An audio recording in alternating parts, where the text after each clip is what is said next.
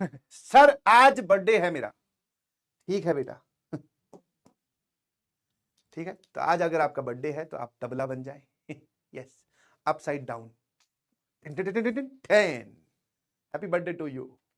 College में जाओगे ना, ये बर्थडे वाला अलग ही सीन है भाई। हम लोग गए थे 2010 में, पहला साल था कॉलेज में। मुझे वहां जाकर पता चला बर्थडे बम्प्स भी कुछ होता है। और बर्थडे बम्प्स क्या होता है भाई, उठा उठा के पीटते बहुत बहुत बहुत बुरी तरीके से। मैं तो देख के, मैं तो बर्थडे ही बोले बोले बर्थडे कब होता है, मैं कहा 29 फरवरी। होता ही नहीं है भाई अपना तो। और एक सीन बता रहा हूं मैं आपको, सेकंड ईयर की बात है। हॉस्टल नंबर था 2 है, और मेरा कमरा नंबर था 112। ठीक है, 112 मतलब फर्स्ट फ्लोर पे। और बाहर खड़े थे कितने, 35 के लगभग लड़के। कितने बजे, 11:54 पर। और अंदर तुम्हारा जो सर है, तुम्हारे भैया जो है ठीक है। हाँ, अब कमरा समझ लो। अब तुम आईआईटी का, थोड़ा सा आईआईटी का नहीं, सॉरी एनआईटी का। आईआईटी का भी ऐसे ही होता है। ये बेड एक मिलता है आपको, एक मिलता है टेबल, एक मिलता है लैन का कनेक्शन जिसमें इंटरनेट की तार घुसाओ। बस, है ना, विचार बिठाओ। और यहां मिलती है एक अलमीरा। तो भाई साहब, मेरे को ये तो पता था कि कल मेरा जन्मदिन है। कल मुझे ये पता था कि कल मेरा जन्मदिन है। बट अपने यहां पर लगाकर इंटरनेट की तार और खोल के अपना लैप और टॉप, समझ में आया कि नहीं समझ में आया? दोनों एक साथ है, ध्यान रखना। तो लैपटॉप खोल के अपने देख रहे थे मूवी। और वो मूवी भी क्या, सीरीज, वेब सीरीज देख रहा था, प्रिजन ब्रेक, है ना। उसमें मैं खो गया। अब खोने के बाद में ये नहीं पता चला कि 11:54 या अभी थोड़ी देर में 11:59। और अपने लगा के हेडफोन, भाई जोरदार तरीके से अपने तो एकदम मस्त हो रखे। हाँ, गर्मी वर्मी होती है, पंखे ही होते हैं, कूलर वूलर आप चाहो तो लगवा सकते हो अपने खर्चे पे, गवर्नमेंट नहीं ध्यान रखती है। तो भाई मैं तो उसमें देखे जा रहा मूवी। अब जैसे जैसे नजदीक आई ना, मतलब वो लोग बाहर खड़े थे, उनको पता था जैसे ही 12 बजेंगे इसको पेलना है। समझे कि नहीं समझे, ध्यान सुनना। तो वो तैयार पेलने के लिए। बट जैसे जैसे 12 बजे के नजदीक जा रहे, जैसे 11:54 से 11:57 हुए, 11:58 हुए, तो 11:54 पे बाहर एकदम पिन ड्रॉप साइलेंस। मुझे अपने हेडफोन के अंदर से आवाज नहीं आ रही थी कि बाहर इतने सारे लौंडे खड़े भी है। 11:57 11:58 हुए ना, तो उनपे आपस में ये तो होता कि पहले कौन अटैक करेगा।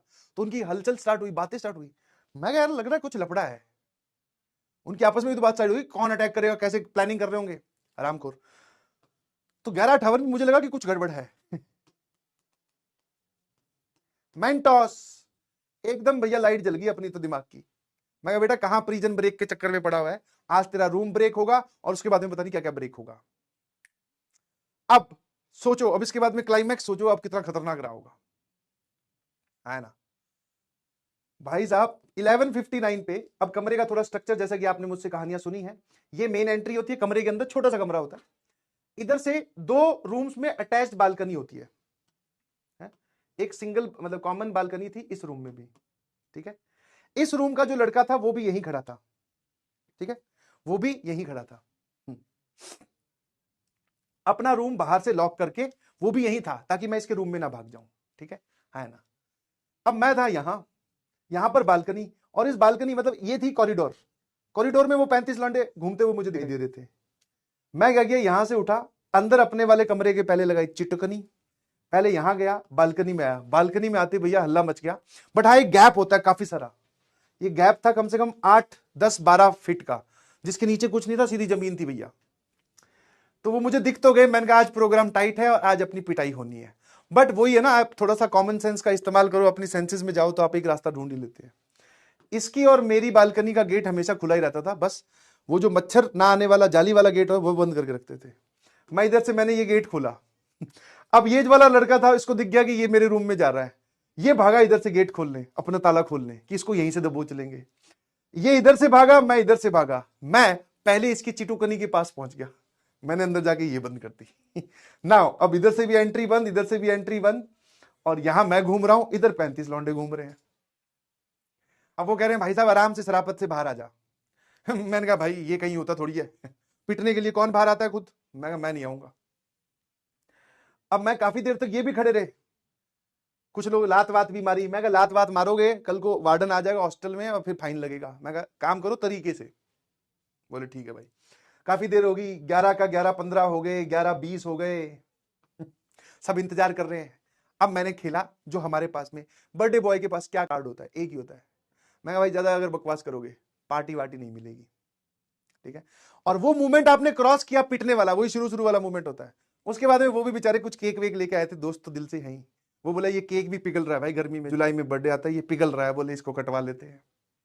मैंने कहा जो जो प्रॉमिस कर रहा है कि आपको कुछ नहीं खाएंगे उसको मिलेगी पार्टी, और जो कह रहा है कि मेरे खुजली है मैं तो पीटूंगा भाई, उसको साइड में।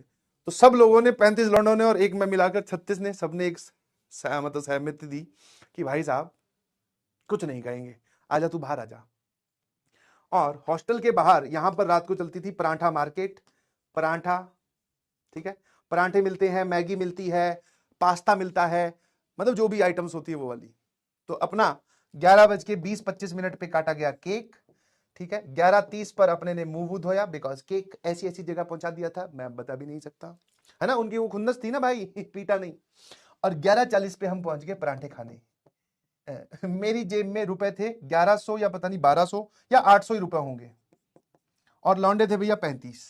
यहां पर जब आप कॉलेज में जाओगे तो आप जानते हैं यहां पर आपका हर एक रोल नंबर का एक अकाउंट चलता है, मेरा भी अकाउंट चल रहा था। मैंने सोचा मैगी और ये सब करके कितना ही खा लेंगे, एक आदमी मैगी खाएगा, 20 रुपए की मैगी आती है उस वक्त में, खा लो। परांठा खाएगा 10 रुपए का परांठा, 5 परांठे खा ले, मैं खा तू तो। भाई साहब ये लोग बस मुझे पीटा नहीं, बट वहां भाई साहब बिल पता कितने का बना, 3740 रुपए का बिल बनाया, 3700 का, परांठे, मैगी और कोल्ड ड्रिंक, बस और कुछ नहीं। पास्ता वास्ता भी पता नहीं किसी ने खाया कि नहीं खाया। इससे बढ़िया मुझे लगा पीट ही लेते, बोले इतने रुपए कहां चलाऊंगा।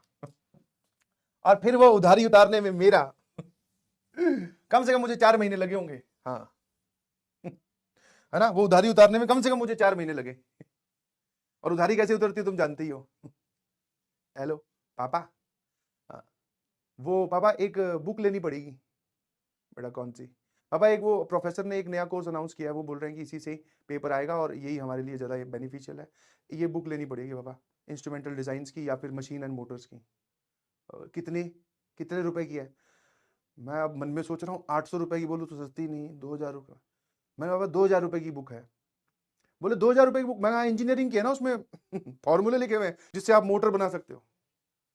अब पापा भी कॉलेज में तो गई हुए, सब जानते हैं। बोले ठीक है,